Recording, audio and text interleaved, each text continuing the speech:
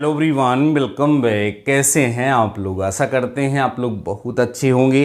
Dear students, अगर आप भी board of technical education Uttar Pradesh अर्थात यूपीबीटी के अंतर्गत अपना डिप्लोमा कंटिन्यू कर रहे हैं या आप डिप्लोमा कंप्लीट कर भी चुके हैं तो ये वीडियो आपके लिए काफ़ी ज़्यादा हेल्पफुल होने वाला है।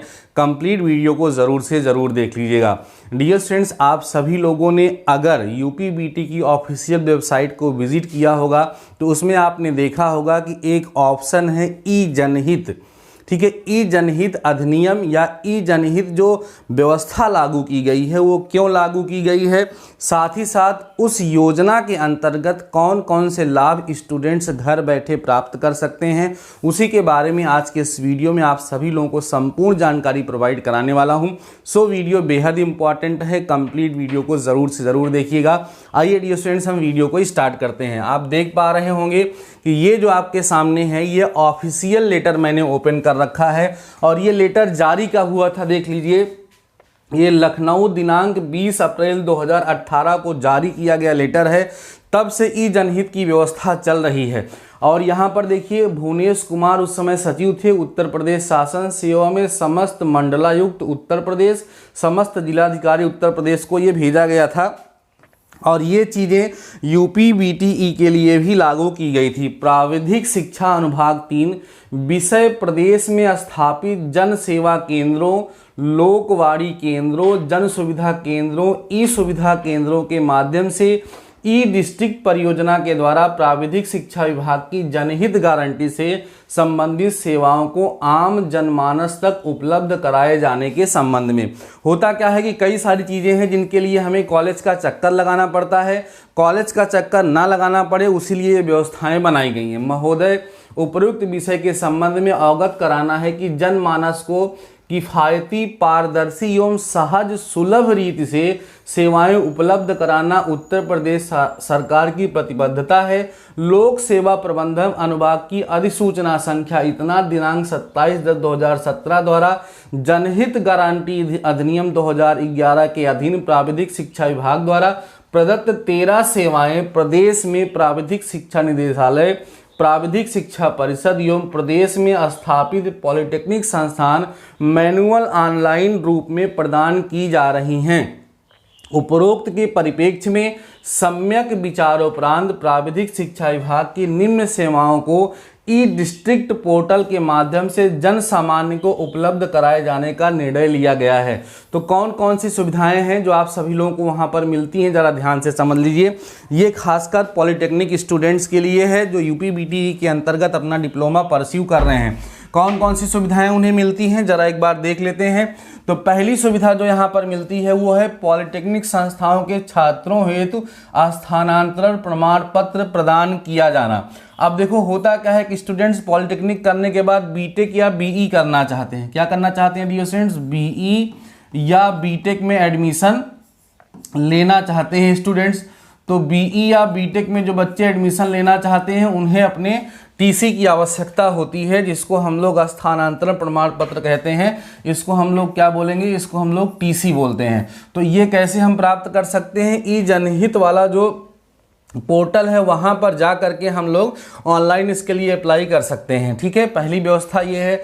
दूसरी व्यवस्था है प्रव्रजन प्रमाण पत्र, जिसको हम लोग माइग्रेशन सर्टिफिकेट कहते हैं, वो आप ऑनलाइन अप्लाई कर सकते हैं। तीसरा, कासन मनी वापस किया जाना। कासन मनी भी आप लोग इसके माध्यम से अप्लाई कर सकते हैं और प्राप्त कर सकते हैं। कासन मनी क्या होती है अगर आपको नहीं पता है तो जानना चाहिए। आपका कुछ पैसा कॉलेज में जमा होता है जिसे अभी आपको डिप्लोमा कंप्लीट करने के बाद लेना ही चाहिए।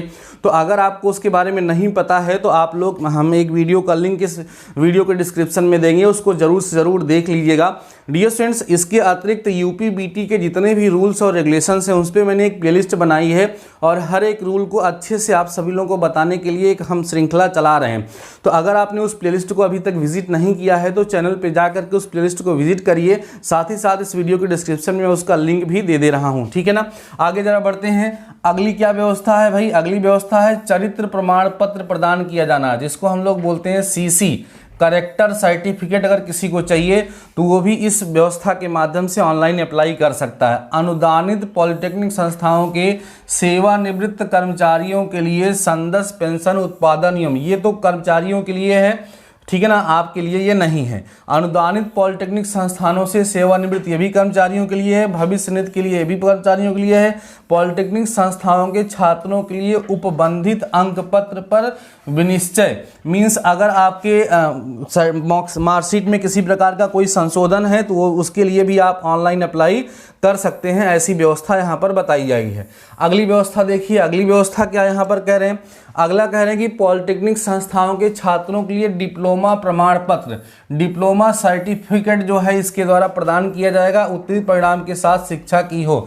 अगर आपने अपना पॉलिटेक्निक डिप्लोमा कंप्लीट किया है, आप उसके लिए उत्तीर्ण हैं, तो उस सिचुएशन में आप ऑनलाइन सर्टिफिकेट के लिए अप्लाई कर सकते हैं। पॉलिटेक्निक छात्रों के लिए स्क्रूटनी की परिणाम की घोषणा भी यहाँ से होगी, पुनः परीक्षा बैक पेपर के परिणाम की घोषणा यहाँ से होगी। छात्र छात्राओं के अंक पत्र की त्रुटियों की शुद्धता, अगर किसी स्टूडेंट्स की मार्कशीट में किसी प्रकार की कोई त्रुटि आ गई है तो उसके लिए भी यहाँ पर ये ऑनलाइन अप्लाई कर सकता है।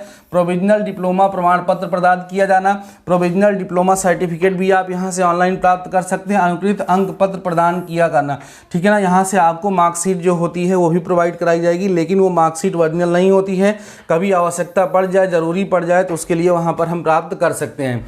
आगे कह रहे हैं प्राविधिक शिक्षा विभाग की चयनित सेवाओं को ई डिस्ट्रिक्ट पोर्टल से इंटीग्रेट करने के उपरांत जन सेवा केंद्रों, लोकवाणी केंद्रों, जन सुविधा केंद्रों, ई सुविधा केंद्रों पर आम नागरिकों से प्रत्येक शासकीय सेवा के प्रत्येक ट्रांजैक्शन के लिए यूजर चार्ज आईडी की विभाग के शासनादेश अनुसार किए जाएंगे। ये सब और लोगों के लिए है, आपके लिए कुछ नहीं है। यहाँ पर नियमावली दी गई हैं सारी की सारी बातें।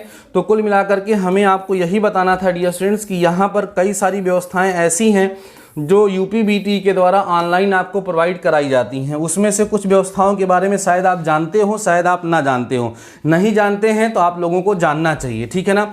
आपको मैं ज़रा दिखा देता हूँ, ध्यान दीजिए, मैं आपको ज़रा दिखा देता हूँ कि कहाँ पर है ये व्यवस्था, कैसे आप लोग इसके लिए ओपन कर सकते हैं। देखिए मैं आपको यहाँ पर ओपन करके दिखाता हूँ। आपको पता है कि board of technical education Uttar Pradesh आपकी ऑफिशियल वेबसाइट है। इसको जब आप लोग ओपन करेंगे तो आपको यहाँ पर पोर्टल मिलेगा। मैं आपको एक बार ओपन करके दिखा देता हूँ, जस्ट 1-2 सेकेंड वेट करेंगे आप लोग। तो आप देखिए ध्यान से, यहाँ पर ये एक ऑप्शन आपको दिख रहा होगा ई सर्विसेज जनहित, इसी की बात यहाँ पर की गई है। इसको जब आप ओपन करेंगे तो ये गारंटी एक्ट जो है उसके बारे में आपको यहाँ मिल जाएगा, और यहाँ पर जो आपकी व्यवस्थाएं हैं वो सब यहाँ पर आपको दिखने लगेंगी, ठीक है। इसके लिए जब आप अप्लाई करना चाहेंगे किसी चीज़ के लिए, यहाँ पहले आपको अपना इनरोलमेंट और पासवर्ड डाल करके आपको यहाँ पर अप्लाई करना होगा। और यहाँ पर आप लोग देख सकते हैं कि इसमें कौन कौन सी व्यवस्थाएं हैं। मैं ये यहाँ पर ऑफिशियल पेज ओपन किया हूँ जहाँ पर आपको सारी चीज़ें मैं बता रहा हूँ, ठीक है ना। यहाँ पर इस एक्ट के बारे में सारा कुछ बताया जाएगा और यहाँ पर और डिटेल में चीज़ें दी जाएंगी। अगर जो कुछ भी मैंने बताया है वो सब तो ठीक है, बाकी इससे रिलेटेड और कोई जानकारी अगर आपको चाहिए तो वो जानकारी भी यहाँ पर आपको देखने के लिए मिल जाएगी। जैसे देखो, जनहित गारंटी अधिनियम की सेवाओं के आवेदन प्रक्रिया करने हेतु अर्हताएँ क्या हैं, जो भी क्वेश्चन फ्रिक्वेंटली आस्क्ड क्वेश्चंस, अपीलीय अधिकारी का विवरण, संपर्क, जनहित गारंटी अधिनियम, जनहित गारंटी अधिनियम, विभागीय शासनादेश, शुल्क संबंधी शासनादेश। तो यहाँ पर आपको अलग अलग पीडीएफ देखने के लिए मिलेगी। अगर आपका कोई डाउट भी है तो इसको ओपन करके एक बार आप लोगों को पढ़ना चाहिए। ऑफिशियल वेबसाइट को आपको विजिट करना चाहिए, वहाँ से आपकी कई प्रकार की समस्याओं का, कई प्रकार के क्वेश्चंस का जवाब आपको मिल जाएगा। तो ये सारी चीज़ें मैंने आप लोगों को बताया है इस ये जनहित गारंटी अधिनियम के बारे में। बाकी अगर आपके किस माइंड में कोई क्वेश्चन हो तो आप कमेंट सेक्शन में कमेंट करके पूछ भी सकते हैं। बाकी मैं चाहूँगा कि आप लोग एक बार ऑफिशियल वेबसाइट को एक बार विजिट करिए, विजिट करके इसमें जितने भी ऑप्शन हैं उनको ओपन करके देखिए, आपको काफ़ी सारी जानकारी यहाँ पर मिलेंगी, ठीक है ना। तो सारी चीज़ें आप लोग समझ गए होंगे। उम्मीद करता हूँ ये वीडियो आपको हेल्पफुल लगा होगा। अगर आपको ये वीडियो हेल्पफुल लगा हुआ है, अगर आपने वीडियो को अभी तक लाइक नहीं किया तो लाइक करिएगा, कमेंट सेक्शन में प्यारा सा कमेंट करिएगा और दोस्तों के साथ वीडियो को ज़रूर शेयर करिएगा। बाकी मिलते हैं नेक्स्ट वीडियो के साथ, तब तक के लिए शानदार रहिए और पढ़ते रहिए।